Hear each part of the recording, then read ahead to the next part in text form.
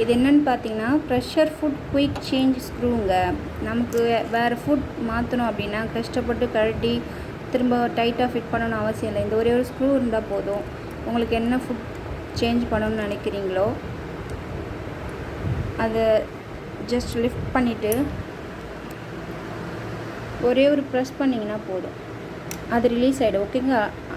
அப்படியே அந்த வெளியில் எடுத்துகிட்டு நமக்கு என்ன ஃபுட் தேவையோ அதை வச்சுட்டு என்ன ஃபுட் தேவையோ அதில் அதுக்குள்ளே இன்சர்ட் பண்ணிவிட்டு அந்த ப்ரெஸ் பண்ணதை விட்டோம்னா அதுவே ஆட்டோமேட்டிக்காக டைட் பண்ணி கொடுத்துருங்க.